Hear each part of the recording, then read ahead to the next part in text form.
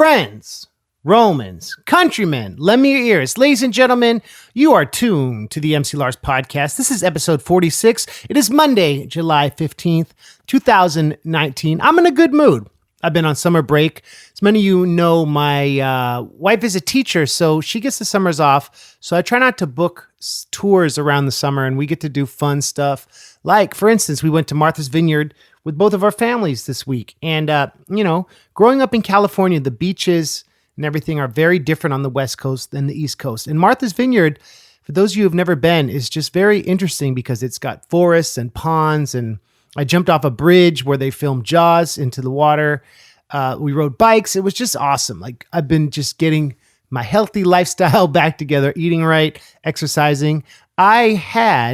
This might be kind of gross, but I had E. coli. Hey, great. For 3 weeks, I had diarrhea and I was vomiting. And I know that might be TMI. When I flew out from Anime Midwest on the airplane, probably 80% of the trip, I was hogging the bathroom, vomiting. Now this, I know it's gross. You probably don't want to have that image in your head. So pretend I didn't say that. But when I got on my antibiotics and got cured of this E. coli, which I got, I think, from a bad lettuce on a bad sandwich somewhere when I was traveling, which I had no idea that you could do that, but that's what the doctor said probably happened. After I was done peeing out of my butt, this is so gross, I got better and I felt like I was reborn. And I lost a lot of weight with E. coli, so I recommend it for a dieting tip, but I feel good. And I feel healthy, and biking and swimming, it was great. And I'm going back to California this week to see some friends, work on some projects, et cetera, et cetera. And then I'm back on the East Coast, July 27th in Cherry Hill, New Jersey, playing the New Jersey GamerCon with Megaran. I'm about to announce some more West Coast dates for the fall with a very cool band and another act. I can't announce it yet. Y'all know about the Aquabats and Cuckoo Kangaroo East Coast tour, but that's what's going on. My tour dates are always up at nerdcoretour.com, and you can always support the podcast and get new music if you go to patreon.com/MCLars. I'm doing a new thing. I'm having a section of the podcast where Patreon supporters can call a Google Voice number and leave a message, a story about how they first discovered my music and a favorite song.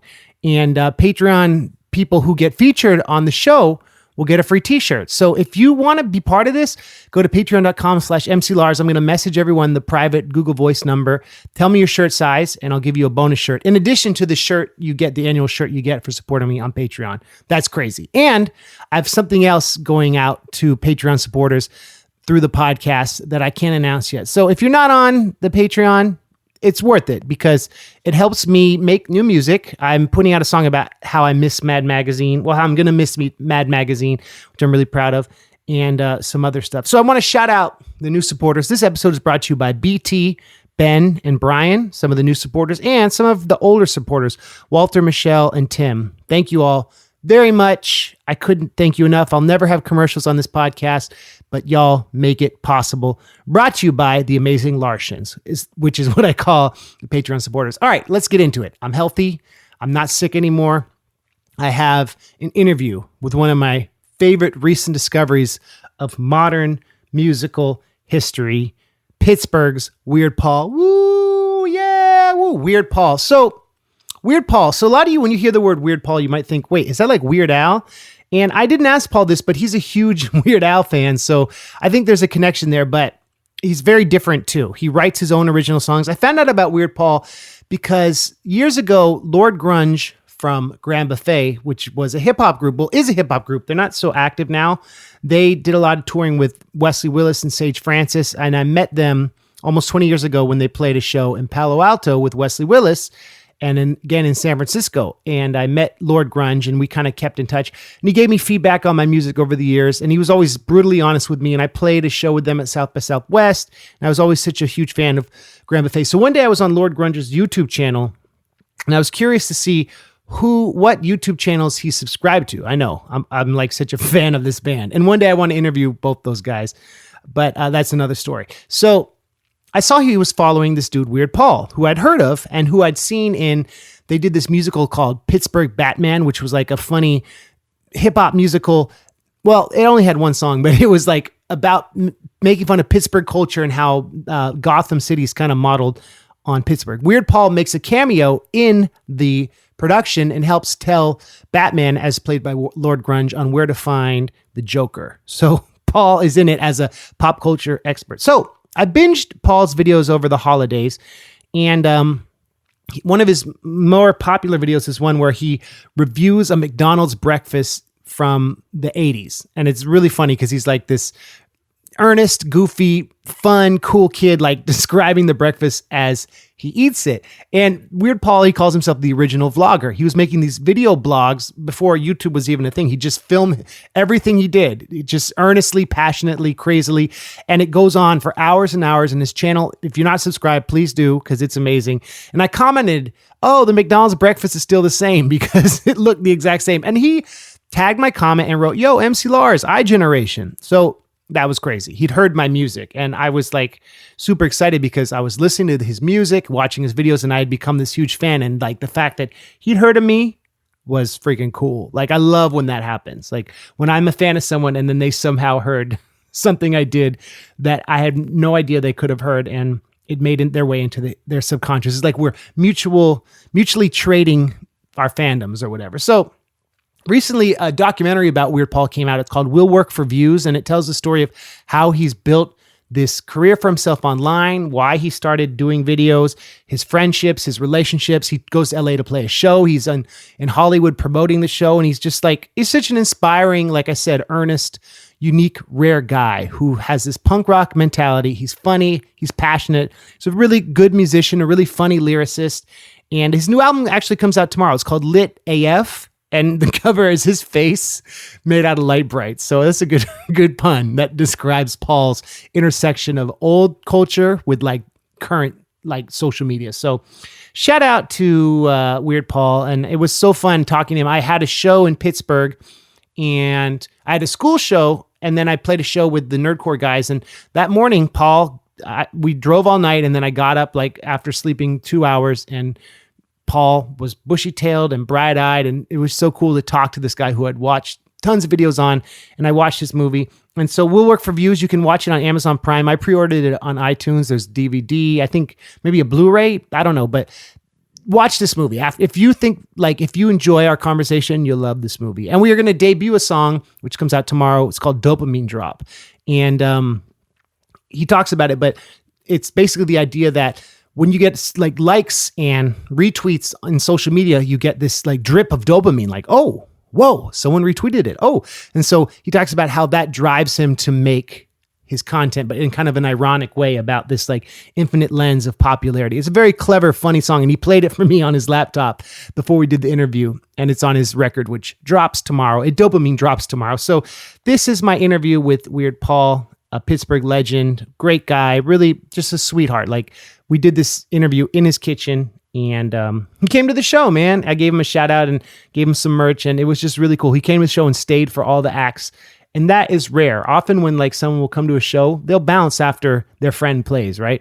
Not Paul. And shout out to his partner, Niffer, who's also a really good artist. So this is my interview with Weird Paul on the MC Lars podcast. Thanks for listening. Let's get into it.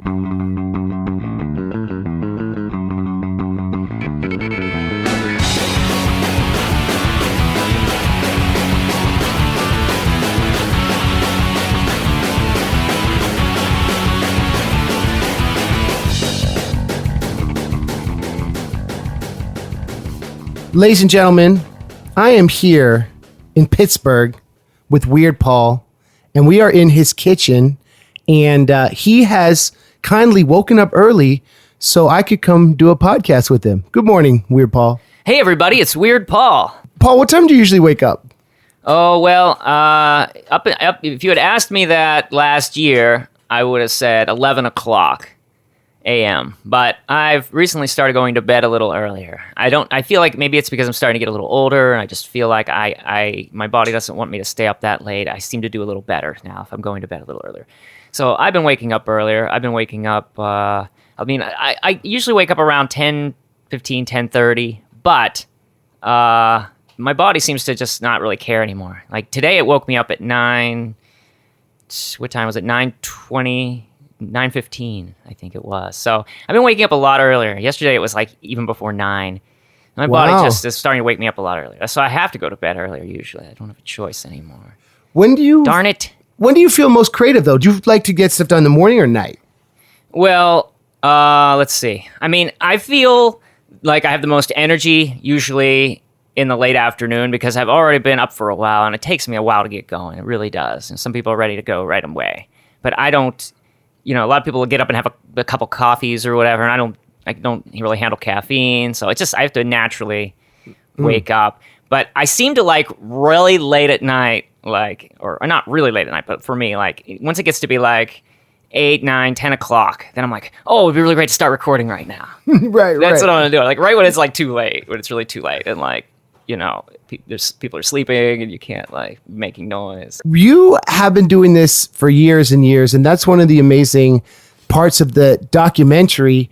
And it's interesting how the like new media technologies have caught up with your prolific energy and your passion. And was there a moment when you were like, oh, all this work I did as a kid has like paid off for my career? Or was it kind of a gradual thing?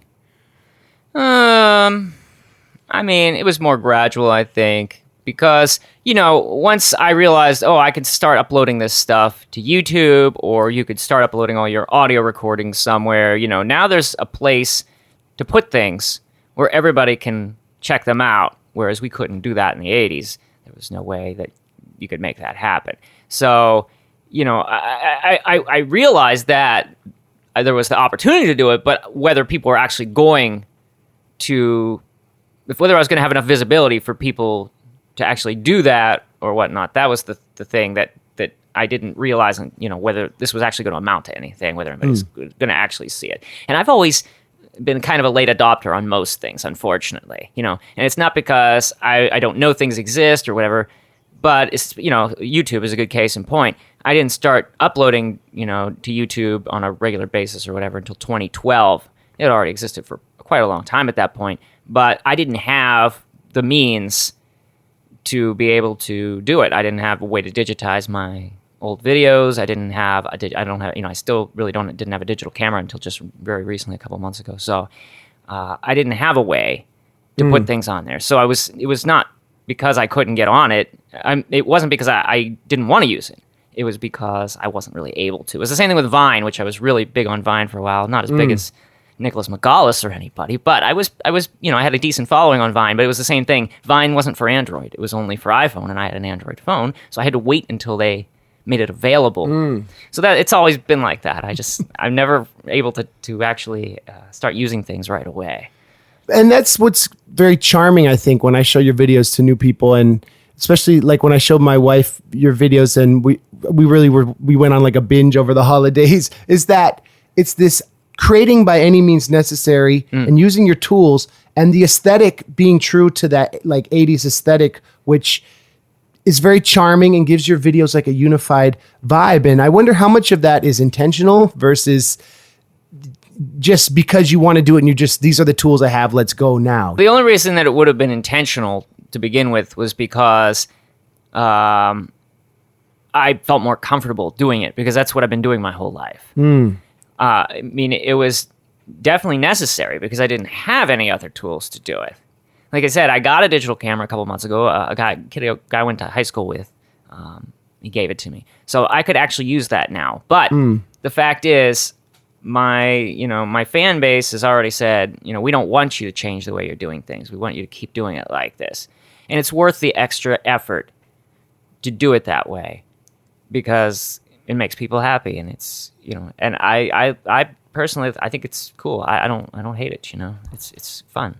Yeah, I agree, man. It's like you're someone who paints within a specific medium. Yeah, and it also fascinates me about your work is it tells the story of especially the American connection to media as consumers, and the idea that this whole punk rock thing that like you become a more happy spiritual person by creating more, consuming less, right? And so using the tools that are there in a way to put your stamp on, especially with your work, like the output of like everything that we're nostalgic about, or everything that's been marketed to us. But the stories that come around each thing is kind of like the rare human element that I think we're so disenfranchised from with social media. Yes. And to have what I love about your work is to have like this clear connection. Like, here's this guy who's been telling his story through pop culture since the beginning, who seems like a happy person, who's incredibly prolific. It just, me artistically, it's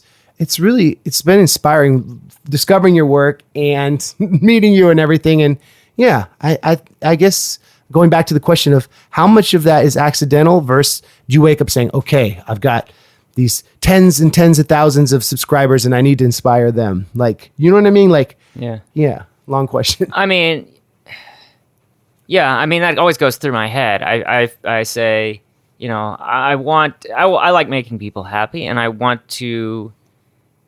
try to please people. And as time goes on, you can't please everyone. It's just impossible. When I started out, there was plenty of time. Somebody said, "Oh, could you do this little thing for me? You know, this and that." And I say, "Yeah, sure, no problem." The longer you do things, the more people you interact with. I mean, you know, my messages are out of control, as you probably would understand. You can't keep up with them anymore. You know, a couple of weeks go by, I still haven't replied to all my messages, and I feel bad. And you know, in the movie, you'll see me always talking about answering every comment. And at the time, I was, but that movie was shot. You know, that's almost 2 years ago now. That the movie was finished filming, and I don't have the time anymore. I can't. If I put up a new video or something, I write back to everybody right away. But, you know, I can't go in and just respond to every comment. There's no time. I wouldn't be able to do anything else, you know? Right. And that's not good. And that's another thing, though. It's a trap you get into. You know, I haven't put out an album in almost 6 years, 5.5 years. And that's because I just got into this cycle of just, okay, I gotta get this YouTube video up this day, and I gotta make this X amount of videos, and I gotta do this. And I was actually very disappointed because I falsely assumed that if I sort of followed this schedule and kept doing this stuff, and you know, that I was going to get further than I did, you know, and I didn't. It didn't stop my ascension. You know, you still get the same amount of subscribers, but I was expecting it would start to increase. It would go up faster, and it never did. And I just don't feel like it's worth me putting all of my life energy into something when it's not going to go bigger than it is. It should go larger, and it's not. So I said, you know, I kind of goofed. I need to get this new album out. I shouldn't be letting something as important as music to me fall by the wayside, which I really did let it. So, but yeah, it's important to, I feel like, inspire people, you know, that's, I mean, not everybody cares. Right. But that's what I feel like is important, you know, because I get inspired, and it's, you know, the feeling that gives me it's powerful, and I like to pass that on. And that is kind of one of the hooks. The cool thing about what you do with YouTube is how you made these nostalgic videos about the past and your reviews as a way to get people into the music. And yeah, do you feel that has been successful? It has. I mean, you know, the thing is that I found out was that a lot of people, the majority of people, are only going to watch what they want to watch. Right. You know, for instance, I did this series. One year I did a series of 100 videos of all of my favorite songs from the 80s. You know, 100 of my favorite songs was 100 videos, and I did it all year. I did 2 a week for the entire year. And what I found out was people weren't watching them. And to some extent, I think it was because YouTube has really made things hard for people now. You know, you have to follow their rules to the letter, or they're going to punish you. One of their rules is all your videos have to be about the same thing. They have to be very, very similar. And so I was making videos about all sorts of different things, and I still do, because I don't care. I don't play by the rules, you know. I never have. I just don't care. I don't care if I'm punished. So I made that series, and I spent a lot of time, you know, doing that year, and they just never really got. I mean, there's still some of those videos have been up. I did that in 2017. And some of those videos still don't have 1,000 views each video, you know, which is, you know, I still think that most of my videos have at least that many views. So I'm, you know, it was kind of disappointing. And so, you know what, I lost the train of thought. What was the question? Yeah, the question being that, like, when you are having a method to building your career and everything like that, and how that's fed into your music career. Oh, right. Yeah. So that's what I'm saying. some people are not going to watch the music. They just don't care. They want to see what I bought at the thrift store or what have you. You know, they're not going to listen to my music. But the thing is, the good thing about YouTube is if they like one video, they're going to suggest other videos to them. And a lot of times those are going to end up being my music. And it's all a thing of learning how to shuttle things through this tube to people, you know? If you found out that maybe a video suddenly got a lot of views about something, then you try to push something else that's related, that's music related to them. For instance, my video about how I do my hair, you know, it was getting a lot of views every day, like thousands of views every day at one point. So then I had a video of my mom cutting my hair to my song Bowl Cut. So I started trying to push that to people more so that they would watch it because it had to do with the haircut video. Yeah. So you can use these means of what's popular at the moment, what's trending, and you don't even have to do it on the larger scale. It's Star Wars Day. Let's do a video about Star Wars. That's going to get lost because in the shuffle because there's so many people doing that. Yeah. But you could do it on your own scale, you know, of trying to show people something related to what they already watched that they already liked, and then try to get them into the music. So, but you know, I've noticed it's just like, you know, you don't think about it, but it's like back in the 80s when I would watch music videos and, you know, how MTV changed the musical landscape back then because people would see the music video, then they'd get the song stuck in their head, then they'd want to go out and buy the record. And so now I realized, because now it's happening for me, you know, the songs of mine that are the most popular are the ones that I make the videos for. Right. And even a song that has been out for 7 years, let's say, and I finally make a music video for it. People say, I love the new song. I love the new song. It's amazing. Right. Like, it's 7 years old, but thank you. You know, I still appreciate that. It's because that's how people get to hear something. That's how they get it, because it's shown to them in a much closer context than them having to try to search it out. Are you saying, why don't you listen to this? Oh, maybe I'll listen to it.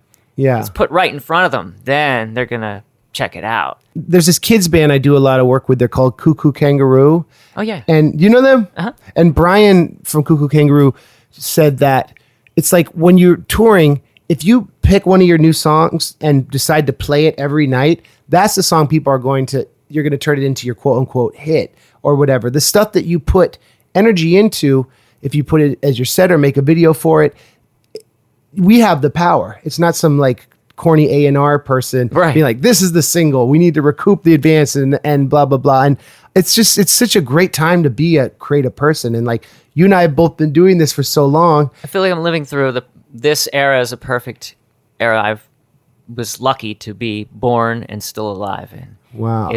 I got to do all the stuff that I did early on. Yeah. I'm still able, now I have the new tools that people are having. I mean, it's just, for me, to any other time I've been alive would have been wrong. I mean, the reason I say that is because now I have the street cred to say, I'm OG. Doing this back then, and now I'm bringing it to you now. So there's going to be a time when, I mean, I guess we're already in the time. It's not unusual to see people filming anything, everyday life, you know, and you see that on YouTube. There's a cutoff point though, where there's, you know, a certain year where, okay, it's going to be pretty rare. And as you go back, it gets rarer and rarer that you're going to see somebody just sitting in front of a camera talking, you know? Right. So, you mean like like it's going to be more rare to have like the vlogs? Or be out filming cars going by or whatever. I mean, there's a time when that's okay. Now you can see anywhere all over the world people doing that. Right. Versus there's not very much footage of that. Right. Well, it's interesting that your career bridges the two centuries, right? Yeah. The idea where every Christmas and every song you love, creating a document of that. And 100 years ago, it would be inconceivable to even have video of a parent to show like your future generations. I guess one of the things I wanted to ask you is, how do you stay conscious and like spiritual and happy when you're always making sure you're documenting your past, your future, your present? What is this hack there? Well, you know, it's not easy. That's the answer to that. Yeah. I mean, I can say that a couple years ago I was a lot more miserable than I am now. I mean, I've been through a lot of depression in my life, so it wasn't something new for me or anything. But it's just frustration, and I got to have this done by a certain time. I got to do this by a certain time.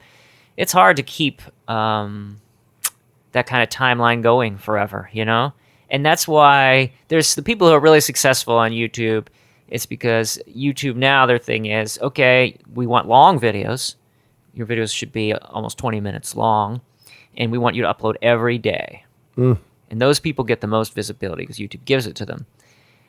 I'm not going to ruin my life, Right. I'm not going to do that. That's too much work. And Right. the thing is, I say this to anyone who will listen. These people this is what they do. YouTube, that's their career, I'm not that YouTuber. Right. I'm more of a musician first and foremost, no matter what people want to think about me. That's what I love to do the most. And so if I could play a lot of shows, go on tour, record a new album, whatever, I'd rather be doing that than making videos. And so that's what I finally kept saying every year. I'm going to cut back on the videos and just work on this. I couldn't get myself to do it. It was almost like an addiction, gotta get the next video up because that's what I'm getting. I'm getting close. Maybe this is make this next one. It's going to take me up. After a while, I just said, this is not getting anywhere. It's not taking me anywhere. I should have 100,000 subscribers by now. I don't, and I'm just not going to keep putting my time into this like I was. I'm certainly not giving up on it, and I have no intention of stopping. But you just got to learn where to focus your time. And I'm doing something right now that I haven't done in years. Every night before I go to bed, I read for about 30 minutes, 45 minutes.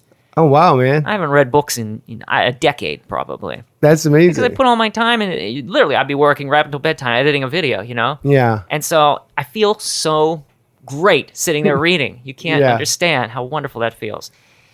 So, it's just, I got to the point, well, I'm almost 50 years old, and I have to try to enjoy my life somewhat. That's a very inspiring perspective to be like, I'm not going to keep banging my head against the wall for something that is not happening exponentially like it should. Yeah. Like kind of you see what happens with other people. And then that makes the quality of the videos you do more real, would you say? Or you enjoy them more when you are doing posts?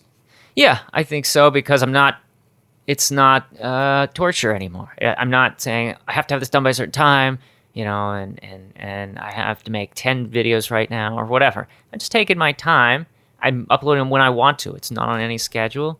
So, it does make it more fun. Definitely. Do you feel like you can support yourself with like the streaming revenue and the YouTube revenue at this point? Not at all. Yeah. Not at all. I mean, the funny thing to me is that I'm making almost the same amount of money right now not uploading. I mean, I'm uploading 1 or 2 videos a month right now. Mm-hmm. And I used to do, in 2017, I was doing 5 a week, basically. Jeez. So I'm making about the same amount of money. Wow. And because I have so many videos up. I have like 1,000 videos on my channel. Oh. And people are still watching them, especially because I'm not playing anything new. They probably go back and watch the old ones. Yeah. Plus, we have people who never saw me before come on my channel, and then they just binge watch through years of videos I've been making. I set the groundwork already. It's already there. You know? And so all that says to me is, well, maybe if I was making more videos, I could make a little more money. But it's all a time versus money thing, Right. That's what it all comes down to. And the little bit more money I'd be making isn't worth all that time that I don't have right now. So the revenue is the only reason I'm probably making the same amount is because they shut everybody out, Do you know what I mean? Right. If you don't have 1,000 subscribers, you can't monetize your channel. So before, you only need 1 subscriber to monetize your channel, I think. And so now, all that ad revenue that was going to thousands and thousands of channels now is all being split up into much smaller percentage of channels. Because just think how many channels had 1,000 subscribers or less. So many. You wouldn't be able to count them all. So even if you had like 10 subscribers and you had a video that had like 1 million views, you couldn't monetize it? Now you can't, no. Wow, that's wild. So they brought up the drawbridge. They sure did. Yeah. And they did that because it was this whole thing with the bots going through. I mean, I have a lot of videos that are marked no monetization. And they won't watch them to check unless you've gotten 1,000 views on them in 1 week. Oh, gosh. My old videos aren't going to get that. And some of them are just me playing with my Star Wars figures. I think maybe it's because I have the word wars in the title of the video. Yeah. They have a bot that searches for this stuff. So I'm not even making money on some videos. And sometimes I've heard people say that I put up a video, put up my new video, and I have to hope that YouTube doesn't, decide that it's not viewable by everyone for whatever reason, so that I won't make money on it, because you put work into something and then all of a sudden they say, oh, sorry, no revenue. It's almost like a feudal system where we're the peasants mining, working in the field that the kings own, and they can decide if our harvest that year was fruitful. You know what I mean? That's a good analogy, Lars. Thank you. I do think that's a great analogy. But yeah, they seem to be a lot more interested in creating their own original content now, much like Netflix or something. Sure. Amazon. So they don't really care about the little guys as much, And I think the little guys are finding other platforms like Patreon and Spotify. That's true. Which are a lot more fair, I guess, per user. And like I remember when MySpace got kind of antiquated and not so much fun, people were kind of scattered. It's so funny that you said that. 'Cause last night I was trying to say to Niffer, I said, so-and-so just wrote to me on Facebook, and I said, so-and-so wrote to me on MySpace. I actually said that. It was stuck like 10 years ago. Somehow I got stuck in my head. But boy, yeah, I mean, I remember going through that time, MySpace. Oh man, checking it every day to see how many more friends you got or whatever. I don't think they called them followers on there. Yeah. So, yeah, wow. Your first band was with Manny? Well, sort of. I mean, Yeah. I had a couple kind of bands in high school before that. Yeah. This guy, Ed Agogo, who I went to high school with, he was my first drummer. He left to go to art school, and I already had a show booked or something because he had just graduated from high school.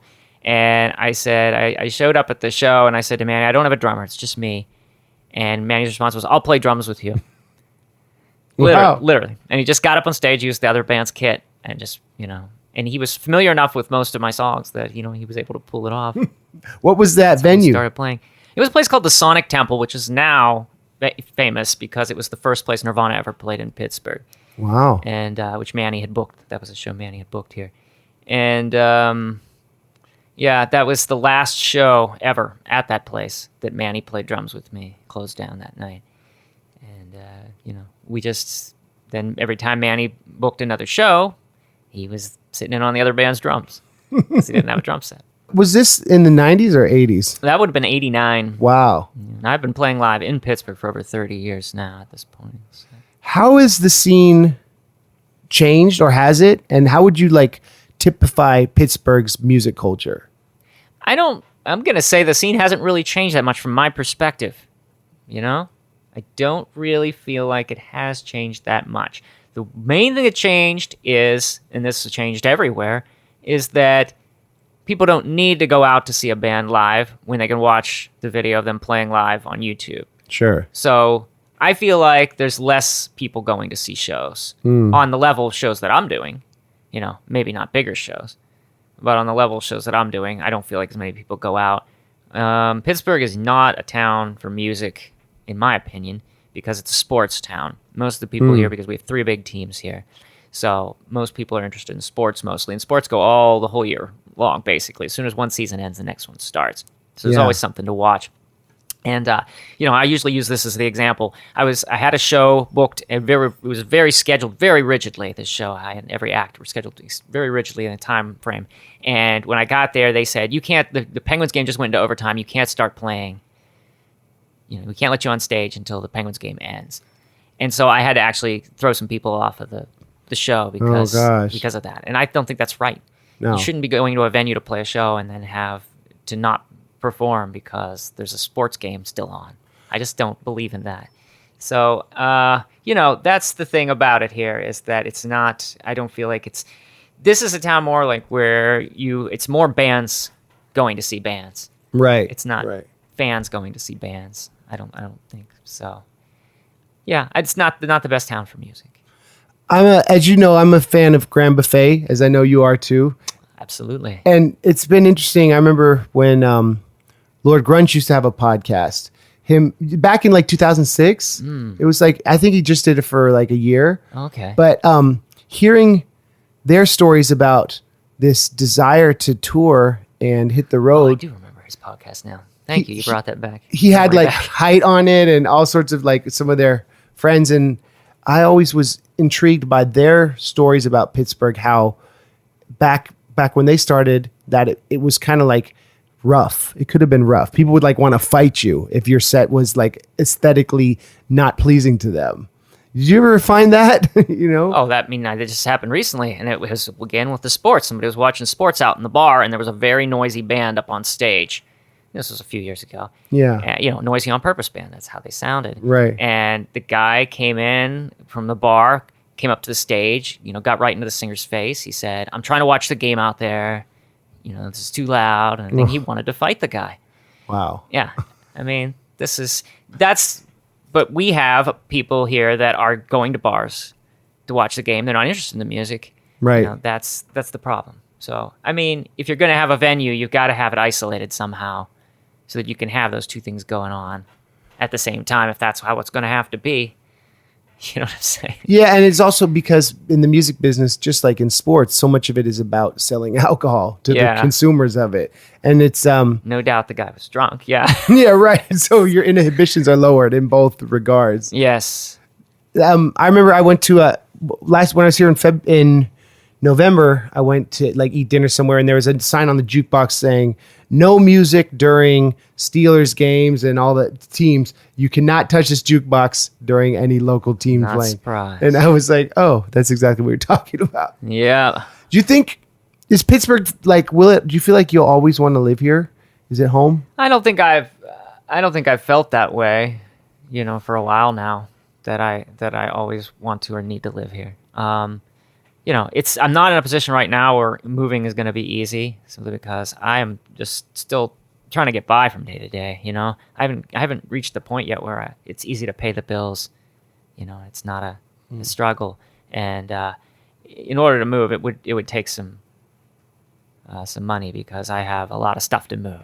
Right. And I'm not sure. It's not like I have a plan, or I have like, oh, I'd love to live so and so where. I don't. I've never really cared too much about my location. That part doesn't matter to me, because the place where I'm happy is not, I wouldn't say the internet, because the internet didn't exist before. The place where I'm happy is me. Right.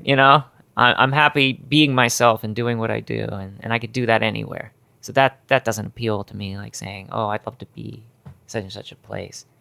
So I don't know about that, but what I am saying is I don't feel like where I'm living now is the most accepting or conducive, to what I'm doing and how I'm doing it and all that sort of thing. Have you toured a lot over the years? I haven't. No, Yeah. I haven't. It basically is because if you don't have somebody behind you, if you don't have an agent or what have you, or somebody who's just going to make sure that you get paid and whatnot, or if you don't, or you can just go to the point where I don't really have a draw, you have to take a risk. You have to take a big risk going out on the road. And, there was, when we started playing the Weird Paul rock band, about 10 years ago-ish, we set up, we started setting up little tours. So we did a little tour. Everything would go, everything went pretty well the first one. We were like, this is great, and we tried to do some more, and, eventually got to the point where it was just a total loss. We'd come back, we would have less money than we started with. And I said, we can't do this because I can't pay my bills. Right. If we're losing money, I have no money to lose. I can't afford to lose anything. So we just stopped doing that.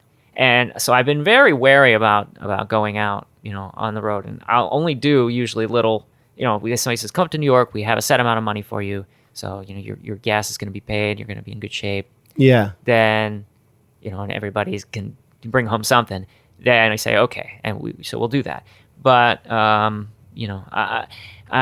just, it's too much of a risk for somebody like me to just go out and try to play shows. I'm not good at setting tours up. Right. Never been. I don't have the mind for that. It's like, okay, you have to get from this city to this city, and, what day is this venue going to be open? This guy doesn't have anything. We'll go to here. Ugh. It's too much. My brain can't process it. I don't have that kind of a brain. It's not very creative or fulfilling. Yeah. And There's that too. Yeah. and do you find that touring with a band can be expensive, having to make sure everyone's fed? Yeah. That's a lot harder. And I have done a lot of shows by myself just because of that, somebody will say, and I the little jaunts that I have done in the last couple of years, I've done all by myself just because of that. It's the only way. We don't have a vehicle big enough to carry us all. Right. We have taken 2 cars on occasion. We try to get people to backline. Maybe we can all fit into 1 car or something, but that's about it. It's just not feasible. I am talking to somebody right now who's trying to set me up what'll be the biggest tour I've ever done, which is 10 dates. I've never done that many in a row. Wow. That would be in this fall. So I'm hoping that that's going to happen. And this is somebody who's had experience doing this kind of thing, and it's kind of a booking agent, and I it wouldn't be a loss. That's the important thing. Yeah. So I'm looking forward to it, and it could be the start of maybe me doing that more. I love to perform. Yeah. I love to see how people react, and how you can't see how people react on the internet. Right. You can see what they write, and if they give you a little heart, they love it. But seeing the expression on someone's face when you made them laugh is one of the most powerful things I've ever known. When I was a kid, I wanted to be a comedian because I saw, how you change somebody by telling them a joke. You just change their whole demeanor. And I was like, I want to be able to do that.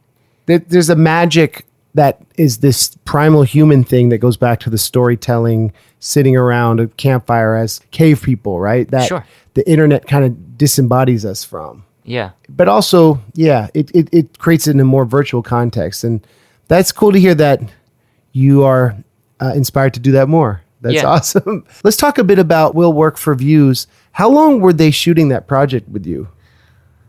Oh, let me see if I can remember exactly. Yeah. I think it was about a year and a half.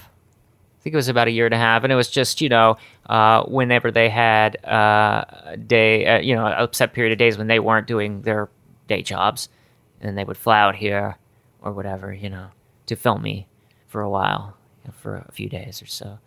Where were they based?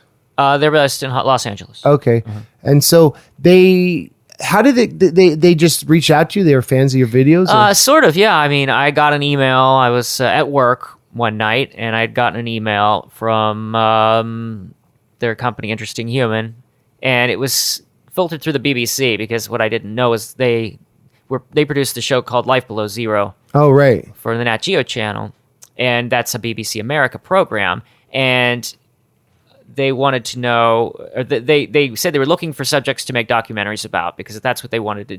These guys wanted to do. They had been working on that TV show, but they wanted to start their own company. And so they said they were looking for subjects for documentaries, and they found me on YouTube, and they said that they thought my story was interesting. Yeah. And then I just started talking to them, and I remember what I told them was, I said, well, if you don't make it the movie, somebody else is going to. Right. And they said, oh, we'll make it. Yeah. We're gonna do it. In your opinion, how has the reaction been, and has it affected your audience, you think? Has it grown it? Yeah, I mean, it can't help but have an effect, certainly. Yeah. The thing is, it's not like the kind of thing where, one thing I've learned definitely by being on the internet all these years now, because I don't just sit here and passively see everything happen. Everything that happens, I analyze and see, what can I do to make this seen more? What can I do to get more interactions? I try to get as much out of everything that I do as possible. Yeah. And every platform is different, and you have to figure out how to kind of cuddle it and make it work for you the best. Yeah. So I know after all of this that nothing is going to have a significant impact unless it's somehow fed to people in a specific way and to a specific large audience. Right. And it's hard to get either of those two things. Yeah. And so at least a good thing about that is now, before I would feel let down when something didn't take off or whatever. Now I expect that nothing's going to take off. I know that something has a little bit of pull. Oh yeah, I'm going to get a couple followers from this. Right. A couple. That's it though. And I shouldn't expect anything else. You know what I mean? the thing about the movie is if it had gotten on some website like maybe Ain't It Cool News or something, you know, of that level, then you're going to have a lot of people checking it out and want to see it. But the thing is, I don't really feel like it's had any kind of like big enough press that people know that it exists. I've promoted it myself as much as possible, and it got a lot of people excited. You know, and it was. I checked on Amazon like the ranking and all that, and it was very high. There was a lot of people watching it, buying it, and whatever. And that's because those were my fans and those are my followers, and they wanted to see it. You know. Yeah. But beyond that, I don't feel like it's had much of an impact, just because it hasn't been presented to anybody, you know, the public, that they can find it easily and see it. And I have had a few people write to me and say, I just found out about you because of this documentary, and I can't believe, you know, I didn't know about you before and everything. And that's great, and that's what I need. And I'm still hoping that eventually it's going to be on more and more platforms. Right. You know, like Hulu or whatever. I think it's going to be more viewable to more of the general public, and maybe more people will see it. And maybe the right person will see it eventually, who's in some sort of position where they can get it presented to more people. And that's how you get that kind of... Because my numbers haven't really... I mean, when the movie first came out, through word of mouth, I had a little bit of an up, you know, just a little bit. But now, you know, everything's just normal right now. It's what it usually is. So it's a lot, this metaphor of fishing. You're like, for anyone who's creating digital content, you're sitting by this well with this fishing pole, and you want to make sure the worm or the fly on the lure is the coolest one. The bait is really unique, but having a well-produced, glossy documentary about your life seems like that's something that over time, it's like, oh, this story is bigger than this man who made videos as a kid. This is kind of defined and, in a way, been a preview to the culture and the birth of social media. And that's what's interesting about it, that the reasons why we create this content and kind of the spiritual, bigger, more universal truths that keep us going and persevering, even when you're trying to fix a broken garden shed, or, you know what I mean? Like make sound check. And most sane, reasonable person would look at what stuff like you and I do for a living and be like, really? You spend like 18 hours a day thinking about this stuff, and like, why? And I think that's like the plight and also the blessing of being an artist. But I'm always drawn to stories of people who are a little different, who just went hard because they couldn't help it. And that's, you know, you know what I mean? And so that's interesting. Story kind of transcends the commercial viability of that. But of course, I'm sure they are excited to try to make the money back, and they want to push it too. Yes, of course. Yeah. Of course. You know, they have other projects to work on, and that's the same thing as me. I have other projects to work on, and that's the thing. You can't keep putting all your time into one thing. You have to keep trying. You want to keep doing things. You want to keep trying to get somewhere. And so you can't just keep focusing on one thing. But, you know, what you said is true. It's there now. It's like, it's part of my legend, you know, now. You're right. And I do know what you mean, too, about those people, because, you know, I can tell whether somebody gets it or not from what they say about the movie, you know? I had somebody say, you have to do your dishes, you just do them. Or you have to knock the shed down. Why not, you know, quit complaining about it. Just do it. You guys don't get it. You guys don't get it. You obviously, you know, I wake up in the morning, and until I go to bed, I never stop. I mean, yeah, I sit there and read for 45 minutes or whatever, but I didn't stop doing anything. I don't stop doing anything for a minute. If somebody gets home from work, they're like, okay, I'm just going to sit down on the couch. You know, I'm going to passively watch television. I don't do those things. Right. I never stop doing anything from the moment I get up until I go to bed at night. Right. And that's because, number one, I don't want to waste a minute of my life. Life is precious. It's short, you know, shorter than you think. Yeah. And so I want to make sure I got as much done in my life every day, and I've done as many things. I don't care about necessarily traveling and things like other people, and that doesn't matter to me, but I still did stuff. I did plenty of things, and I have plenty of memories, and I have plenty to look back on what I did. And, you know, those people, I feel like, who say that must have the time to do something like do the dishes or tear down a shed. I'm not making anything happen for myself during that time. I'm not making any memories. What am I going to do? Remember how many times I washed that same bowl? Right. You know what I mean? That's not productive, and it's not interesting. So I could be writing more songs. I could be recording more songs. I could be making more videos. And Lord knows people keep saying, can you make a video about this? Can you make a video about that? Right. Boy, I'd love to, and I hate to let you down. but I'm at a point right now where I just can't keep making all these videos. I have to focus on other stuff, you know? Yeah. And it seems like with young people now, like people younger than us, there's this generational shift where I think people are realizing the toxic addiction to views is draining from creativity and dehumanizing. It can be, you know? Oh, sure. And you played me a demo of your new song, Dopamine Drop. Yeah. Can we talk about that? Sure. Well, it was my friend and boss, Scott Fry, at work one day years ago. He was telling me, yeah, he's like, when you interact on social media, you get a like or whatever, you get this dopamine drop, you know, and that's what makes you feel good. And they say people get addicted to it because, you know, they keep trying to get more likes and everything. And so I wrote the hook right when he said that, because I usually do that. Somebody says something and I just catch on to it and I write this little, I got a dopamine drop. I got another little dopamine drop. Yeah. I have this whole, you know, I have tapes and tapes full of these hooks. Right. And so I said, that's going to be on my next album. And I didn't have any lyrics for it, music, anything. And so I got my whole album recorded except for this one track. And I said, I have to work on this now. And I still have nothing. You know, all I have is that hook. So I had to sit down and write the rest of the song around it. So the first thing I always do when I write a song, when all I have is the hook, is I think back to my 10th grade creative writing class. And my teacher told me, write about what you know. Don't try to write about things you don't know just because you want to write about something. Figure out what about that it is that you do know and how you could write it. I had classic examples years ago, and the first time I remember thinking about this, I wrote a song called We Love Computers. I didn't really know anything about computers at the time. I didn't even have a computer. Right. I think, what do I know about computers? Well, Commodore 64, I had that in the 80s, so I wrote the song about the Commodore 64. Right. This was in 2004. Right. So now I do the same thing, you know? So I'm like, okay, well, I had to do a little research about exactly what dopamine is and all of that and how it works. But because that's how nerdcore is, you have to be very specific. Right. But, you know, I filtered it through what I know about social media, and I wanted to make it relatable. So I didn't put anything in specific to just me in it, you know. I wanted everybody to be able to say, oh, yeah, I got that dopamine drop that time, you know, because I got a lot of likes. But it's not really me saying, I mean, I get the dopamine drop. It makes me happy. But I'm not addicted to it to the point where I'm like just saying, I got to get it. The song is a little bit of me I'm being a little sarcastic about the whole thing, you know. I'm like, okay, here it comes again, the dopamine drop, you know. I'm gonna get it.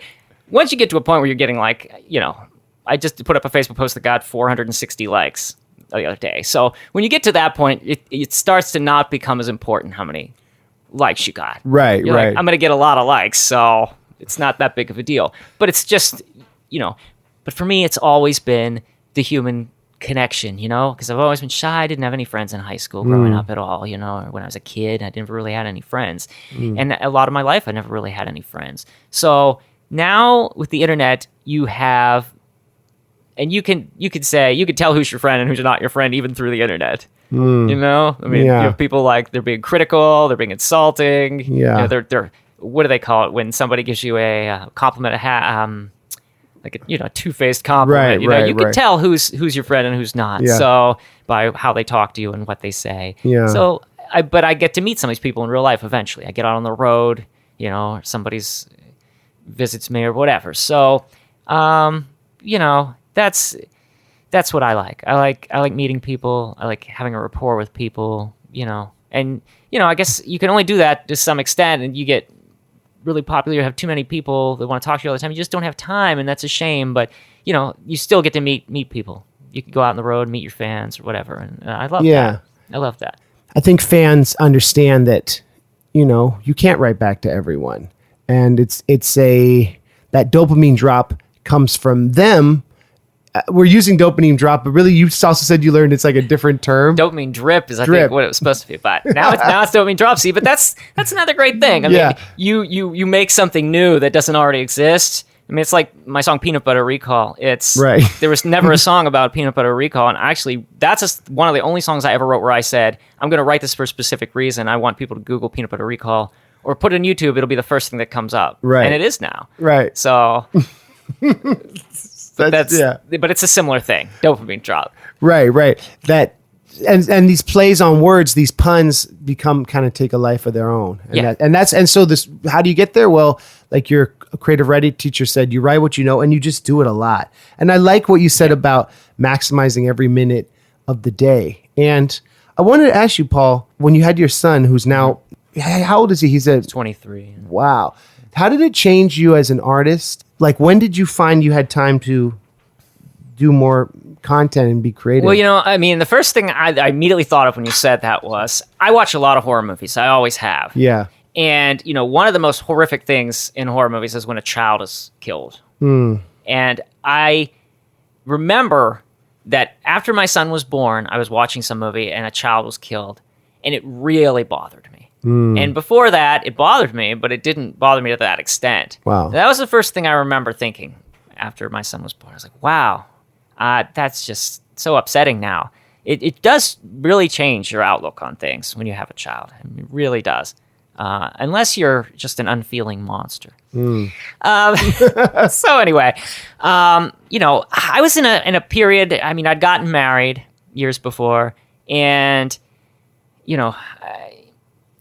sometimes you get into a relationship, and the other person, maybe, especially if you're young, you're still changing and growing. Right. And the other you change, the other person changes. You're not exactly who you were, when you first got together. Yeah. And I think that kind of happened in my marriage. And, my wife wasn't real supportive of me making videos. She didn't like me doing that. And I made I did a lot less video making in the 90s, than I did in the 80s or afterwards, because she just, she didn't like that I was doing that.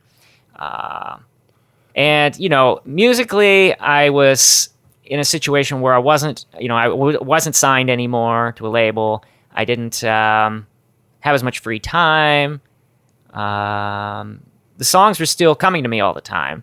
So I still had to record them and all of that and make them happen. But, it wasn't the focus of my life anymore. Right. And I just remember that period as being a very depressing time for me. Not because of my son being born, because, that was a joyful thing. Right. But because I didn't have the creative outlets that I needed to function as a person. And also because, my marriage just wasn't strong like it should have been. So that was the most depressing time of my life, the hardest time of my life to get through. How long were you married to your wife? About 8 years? Yeah, about 8 years. Do you feel like having your son kind of kept you together longer than you would have otherwise, or did that make you feel more connected?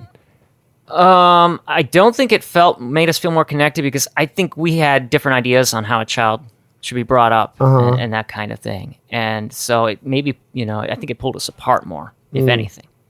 But, I'm not a believer that I feel like people should have a very strong relationship before they have a child.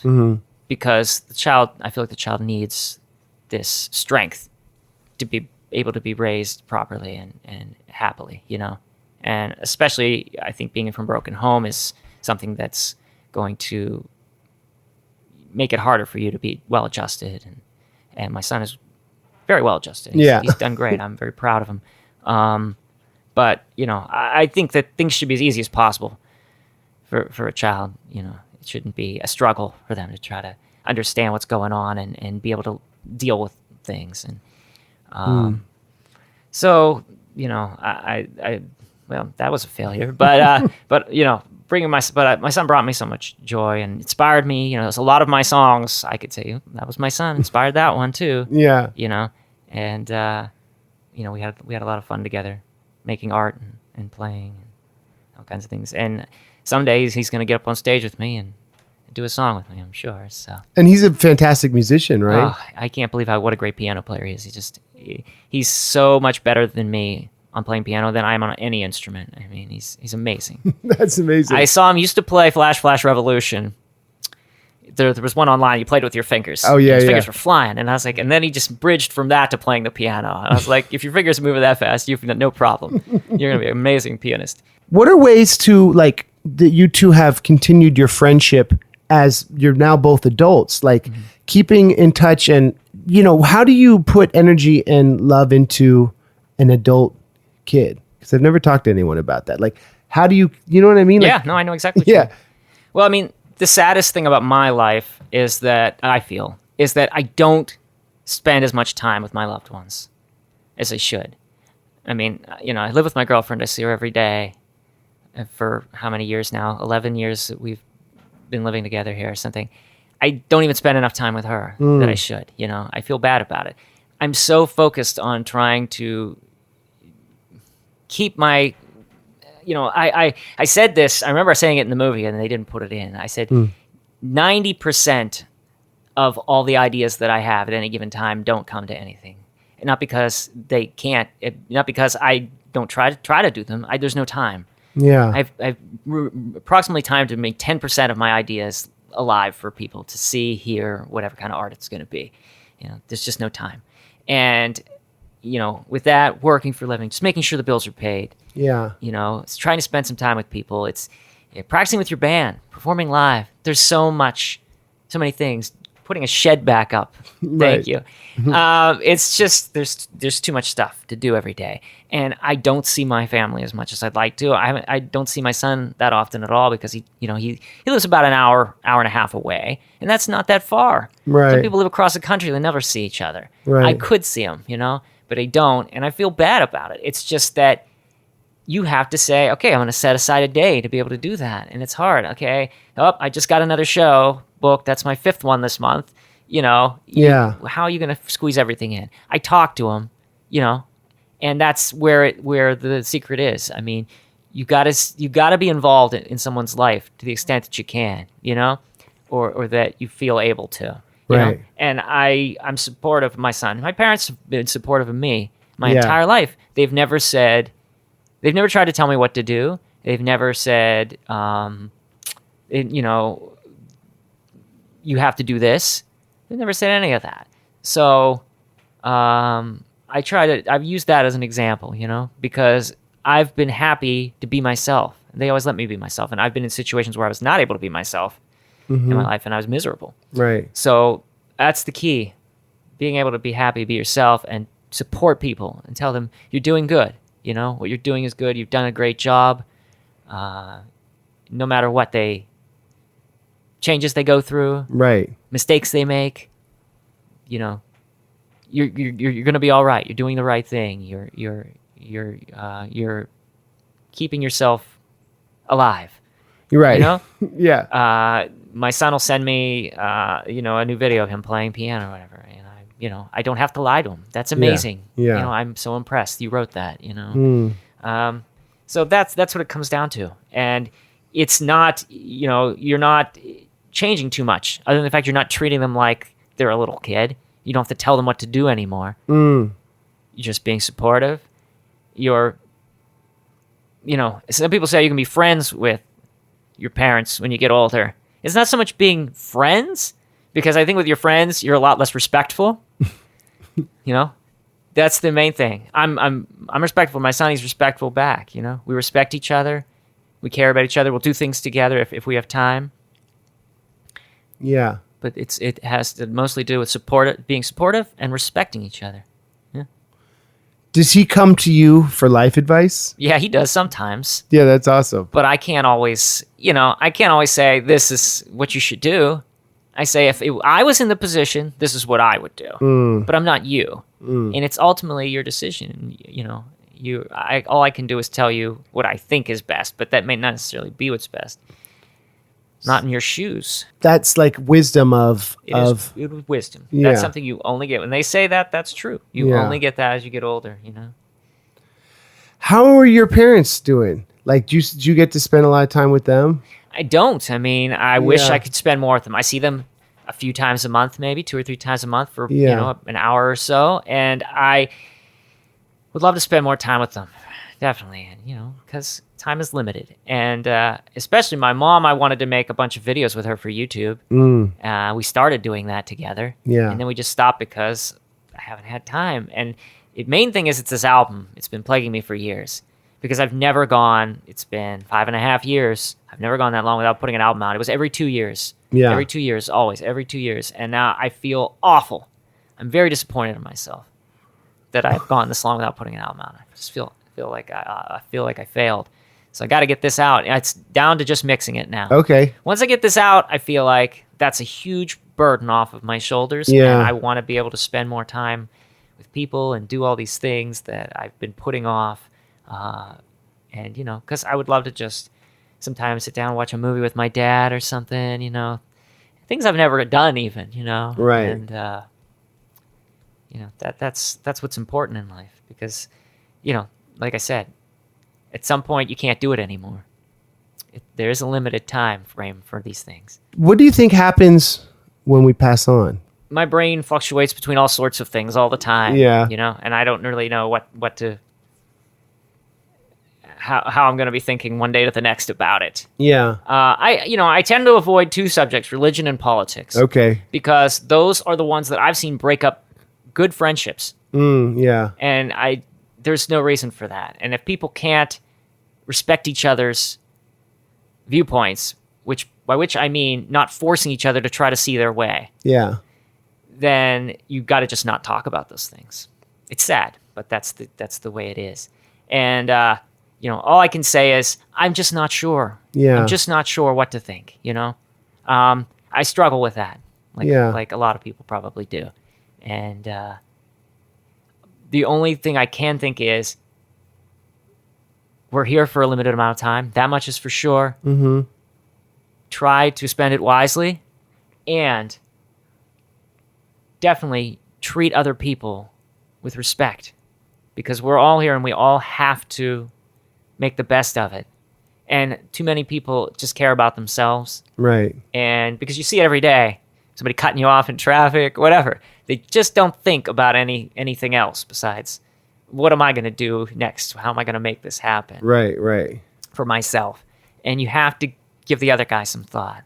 Maybe that's how we live forever, is in being kind and trying to make the world a little bit better, right? I think so. Yeah. I mean, that's all there is. Even if somebody's not going to remember you, they might remember, they're not going to know who did that kind thing for them that one time. Like, oh, you know, I would have been stuck in traffic an hour longer if that guy didn't let me over. Yeah. And they'll remember that, though. Yeah. You know? This is something I love about your work, is that there's beauty and goodness and surprise in all the things in life if you look for it. If you look for it in like a cool old toy or a funny turn of phrase, or you know what I mean? And that's something I really like about your work. And I think that maybe reflects you as a person and your beliefs in that way, you know, looking for the magic and the surprise and everything. Absolutely. I used to have that on MySpace on my About Me or something. Oh, wow. I think it said something like, I find the beauty in little things and the specialness in seemingly uninteresting things. Hey. Because that's what it's about. You know, I think one thing I can remember is whenever I was out somewhere and we had our video camera because we had a kid, we were always filming and whatever. Yeah. I'd be more interested in, like, there'd be a wrapper on the ground or something, and I'd film that.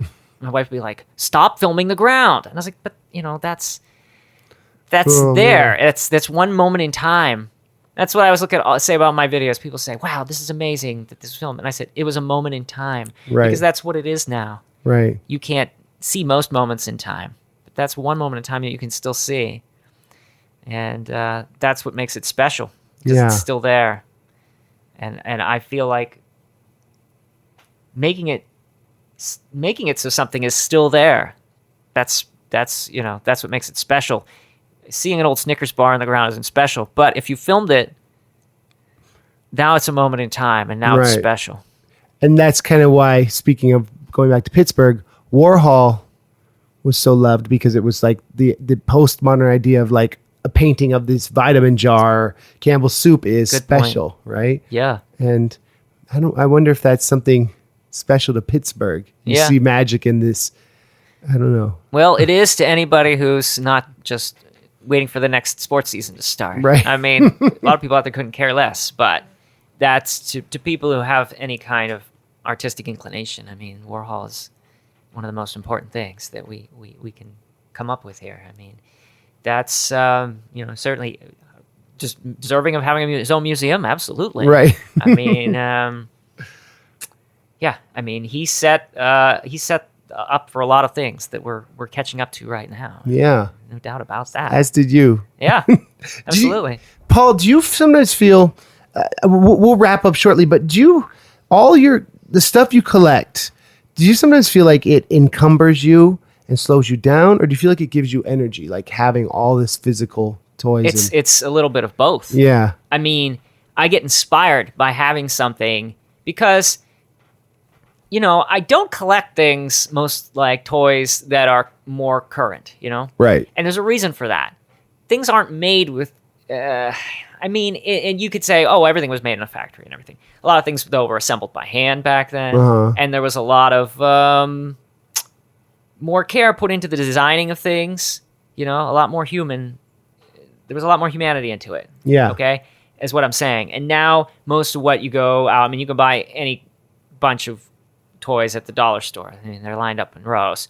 And they're just molded plastic. It's just a hunk of plastic. Right. It's seriously, I mean, you could 3D print anything, right? Right. It's not interesting anymore, you know? And that's the thing. I look at something now, an old toy, this is an object of beauty, you know? That's why it inspires me. It's like going to see a painting in the museum, you know? And not because necessarily it's one of a kind, although these things are getting hard to find, a lot of them, you know? You have it in your hand and you say, yeah, of course, it's part of it is a memory. Even I didn't even have a lot of these things when I was a kid. I saw commercials for them on TV or whatever, but it does inspire me, you know? It gives me inspiration. Every once in a while, I say, like right now, I've been recording this album, so I haven't been able to put everything away. Usually I'm pretty good about getting everything put away. I keep everything's all sorted out into boxes and totes, and, you know, some people think, oh, you must have a mess. I don't. Everything is very... what do you say? How do you say? It's very compartmentalized. Yeah. You know, I know where everything is. Cool. Yeah. You know, and so it's just a matter of taking a few minutes to put everything where it belongs. And because of my album, I haven't been able to do that lately. So I have little piles of things sitting here and there that have to be put away. And as soon as I get the album done, I keep telling myself, as soon as the album's done, putting it all away. So that's the frustrating part. Like I go to get a videotape and I like 5 tapes fall down or something because I haven't been able to do that lately. Right.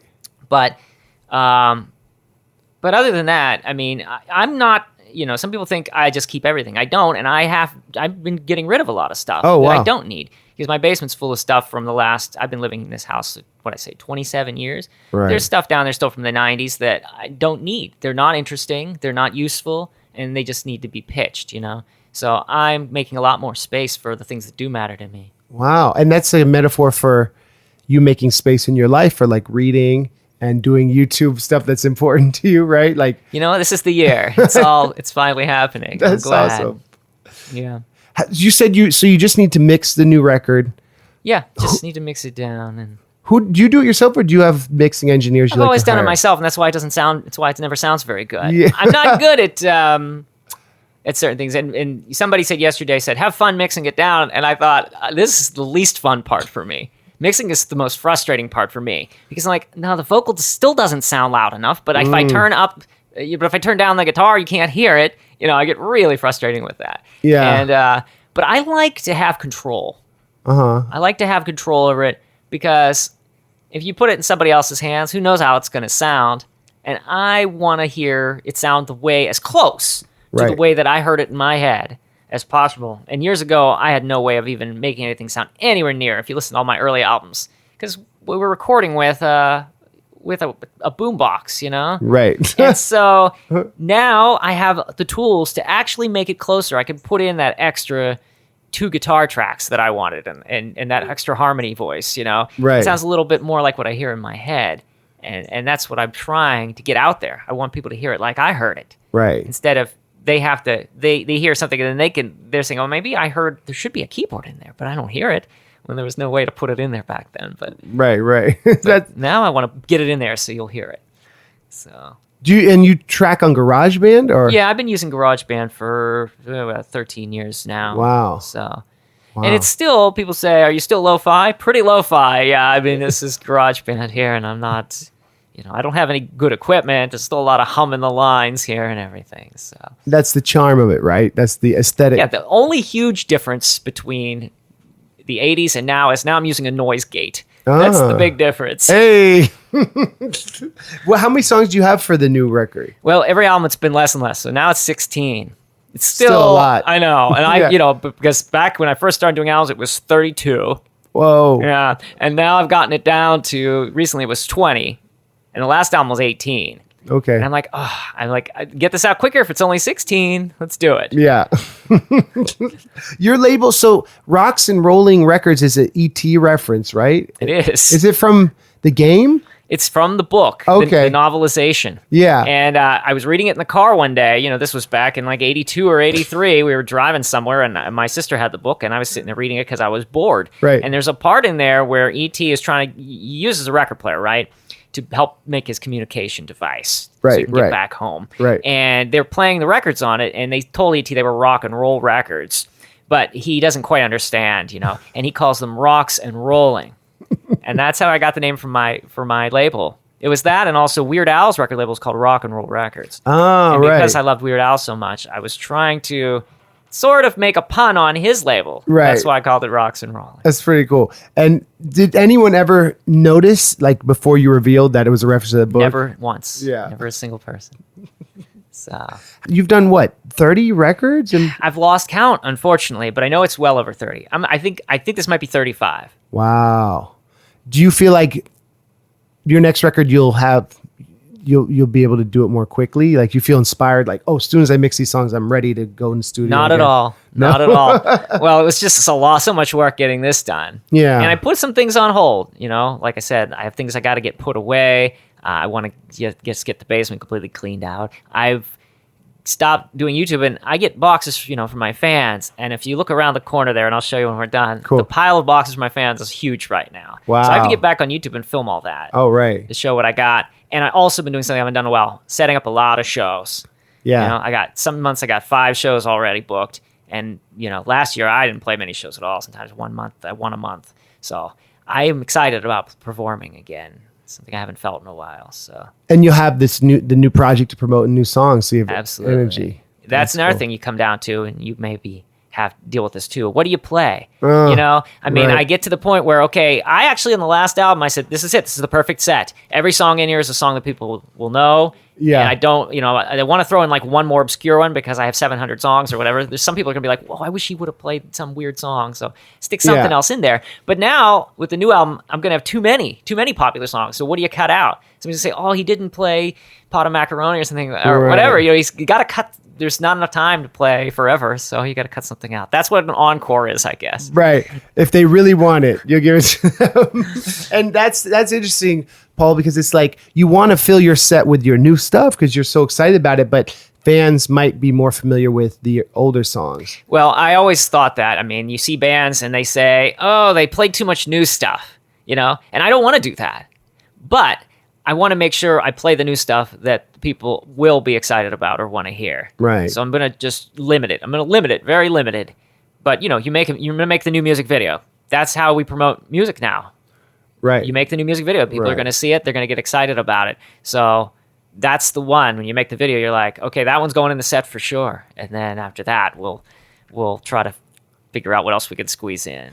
What do you think will be the first video, or is it too Oh, soon? the first video is going to be a Hello Kitty necklace. Okay, we're cool. We're already working on it. We Cool. already sort of storyboarded it. So yeah, we're excited about that. That's my dark wave songs. Tight. I That'd be do. tight. I like. See, the thing is, my albums are shift genre every song. Right. And some people can't do that. Some people can't. I can't listen to this because that last song is different than the next one. You know, most bands have a sound. Right. The Weird Paul sound is everything. All your influences. And do you think, and that comes from like Weird Al would do so many genres too, right? Yeah, that's true. What is Good your point. Do you have a favorite Weird Al record? I do. I think it's probably in 3D because Yeah. that was the first one I got. Uh, And I feel like he was still at that point. It was he wasn't struggling as much to find stuff. There was a period where he was struggling to find stuff to parody. I think. what Because era do it's you think? Oh, this would have been maybe. I'd say, well, there was like Polka Party or Alapalooza. Those two, I think there was. I think I could see him struggling a little. I thought Because the music industry was so in between. that's things, what I'm right? saying. Yeah. And lately, his last couple releases have been just incredible. Yeah. He's gotten so good at what he does. You know, and I saw him live a couple times in the last couple years. He's just, you know, he's got it just down so well what he does. And Yeah. that's, I think, what anyone needs to try to do. Get it to the point where you're doing it as well as you could possibly do it. You know, Right. before you're gone. Because it takes a long time to get it to that point. I know. And make it as well as you can. And when it's authentic, you can repeat it. Yeah. And that's the whole distinction between being created by an A&R, you know? What you're saying, well, I think, and if you're not, that's fine too. If you can get it to the point where you're performing it every night and it still seems like you're doing it for the first time, I mean, the audience still is like, it doesn't seem practiced. Right. You're still coming off as you're authentically just doing it. Man, you've done it. You've made it. That's the golden balance. And that's why people like Wesley Willis was so inspiring to me, because art for him was this therapy, this thing that was in his soul, that very unconventional, but he had to do it. What's what I love about your stuff, and that's what I love about some of my favorite like indie bands and especially solo artists, because I want to know their story and I like the special weird stuff. And that's what I've always tried to be myself. Yeah. And that to me means more than a sold out arena or a huge hit, you know, to create something where you're like, this is my soul on this CD. Here you go. Right. Right. Well, I mean, there's a lot of people out there, they're just trying to get, how do we get the next paycheck? How do we get the next hit? How do we make our song right. trending? And so you're not really worried about showing yourself in it. Right. I mean, the other end of that coin, the other side of that coin, that I could say to you that people might find surprising is, I can't remember the name of the producer, but this is a guy who I found out. I said, I like this song. I like this Backstreet Boys song a lot. I like this Pink song a lot. You know, there was this Taylor Swift song. You wouldn't expect. Now you don't respect me anymore. You wouldn't expect to hear me say that I like songs by those bands. Yeah. But the songs by those bands I liked, I found out they were all co-written and produced by the same guy. Wow. Yeah. So it's like, that's the guy that if I had $1 million, I'd get him to produce my record. Right. Because he would take all your ideas and then filter into something that you both were down with the collaboration, hopefully. Yeah. And those people are rare, and yeah, that's interesting. He's put his mark on those tracks. Yeah. That's interesting. Do you have a favorite song of all time? Like I know that's a huge question. Oh my gosh. Yeah, wow. Because you have so much knowledge. I don't play favorites with stuff so much. You know what I mean? And I love this, I love that. I mean, there's so many songs where I'll listen to a song and I'll say, oh, this is the best song that's ever been written. But then there's 100 other ones, you know, that are also. Right. I mean, all I can say is the song. Hearing the one song I heard that probably changed my life more than any other song was "Beat on the Brat" by the Ramones, and Weird Al played it on the Dr. Demento show. That was how I heard it. I'd never heard punk rock music before that I can really say was punk rock, and I'd never heard the Ramones before or anything. And it was interesting that it came from Weird Al. Yeah, interesting. That's how I heard it, and that was when I heard that I said, "Oh, you can write a song about anything. Right. You really can." Make it short as you want. You don't. This has been released. Right. You know, this is what I wanted to do, but I didn't think that it was real music, but it is. The bravery in that is a big part of punk, right? Being yourself. Oh yeah. And the aesthetic of it doesn't have to sound Very like Sex brave. Pistols. Yeah. Very brave. I mean, that's cool. My hair is the first thing that I can mention when it comes to that, because I get a lot of negative criticism about my hair. You know, people say it's awful, cut it off, and whatever. And I think that, I had a friend of mine who was a comedian, and he had a haircut, a crazy haircut. And he said, you don't have a haircut like we do, Paul, unless you're going to be famous. And he's right about that, because you can't just walk down the street with a crazy haircut and be nobody. I mean, people are just going to yell at you. Right. So he's right. You have to own that specialness, right? That's right. And that's tight. Paul, is there a song of yours we could end the podcast with? Because I always love when I have musicians on to set up one of their songs. Like, is there any song you might want to play? Well, sure. I mean, I'm not sure exactly what one, but yeah. You want to play a little dopamine drop. Where can fans listening buy some of your merch? Or you can check out my website, weirdpaul.com. I mean, that's a good gateway to get to anything.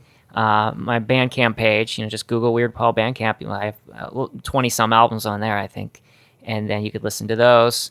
And then my YouTube channel, of course, is where all the good stuff is. It's Weird Paul P, because somebody else took Weird Paul before I could get it. What? What's he posting? Nothing. He never posts anything. It's very depressing. Oh my gosh. That's the case. But just Google. All you got to do is, like I tell anybody, just Google Weird Paul. You'll be busy for years. As you have been. Paul, I know you're a busy person, and I want to tell you I appreciate your hospitality. It's And been a pleasure meeting you today, Lars. you too, Paul. Thank you. This has been great. Thanks, Paul. Thank you. I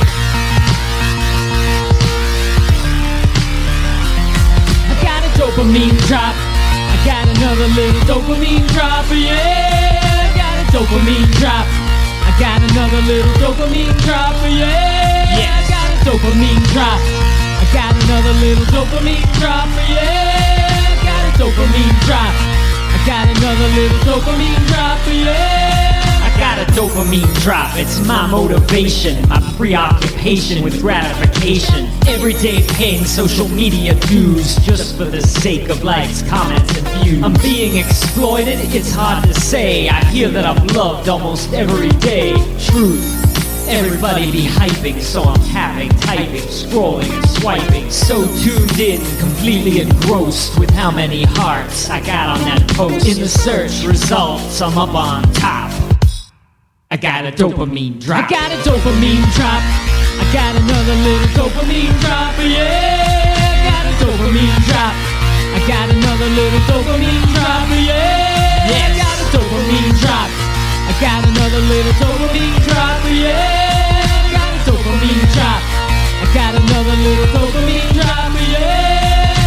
Dopamine is a neuromodulator, a mood escalator that makes you feel greater. A feel-good hormone made chemically that gives you bliss, euphoria, ecstasy. Anticipating outcomes in social situations, dopamine's released when you meet your expectations. And when these good interactions increase, it reinforces the behavior to make you repeat. And if you get these rewards in a group, bam, a dopamine feedback loop. Consequently, I don't want it to stop. I got a dopamine drop. I got a dopamine drop. I got another little dopamine drop. Yeah, I got a dopamine drop. I got another little dopamine drop. Yeah, I got a dopamine drop. I got another little dopamine drop. Yeah, I got a dopamine drop. I got another little dopamine drop. Yeah. On my YouTube, their eyes are glued. The multitude viewed and subscribers accrued. I'm not a quitter.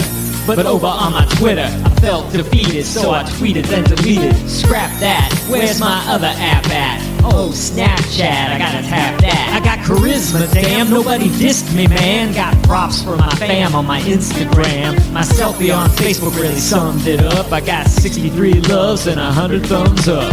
Man, I look great, no Photoshop. I got a dopamine drop. I got a dopamine drop. I got another little dopamine drop, yeah. I got a dopamine drop. I got another little dopamine drop, yeah. I got a dopamine drop. I got another little dopamine drop, yeah. I got a dopamine drop. I got another little dopamine drop, yeah. Weird Paul, the man, the myth, the legend. Great conversation, right? We touched on everything. And he was very candid and very sweet and gave me a lot of his time. So, like I said, check out his new album. It drops tomorrow. Next week on the podcast, I talked to my drummer, John Thatcher Longley. Many of you may know him from 35 Laurel Drive, where I give his actual address. Talked about how his house is messy. We hung out because I was in Jersey for Warped Tour with Mike, my guitarist, and Rob, my bassist. And I'd already done an episode with Rob. So I interviewed Mike and John. So John is this week, and then Mike is the week after that. And we talk about the early years of touring and our hijinks in our 20s and what we've learned. And it was a cool interview. So check out John next week. Patreon.com/MCLars. We're going to do the free shirt for a story kind of exchange thing with the Google Voice number. I'm going to set that up. And I have another special podcast surprise coming through the Patreon. And new songs. And anyway, Dewey Decibel is out with Mega Ran, so be sure to stream that if you haven't. Weird Paul's new record comes out tomorrow, Lit AF. And yeah, that's it. All right, have a great week, everyone. I hope you're having a great summer. If you're listening in Australia or New Zealand, I hope your winter's not too brutal. And yeah, I'll see y'all next week. Thanks, everyone. Bye.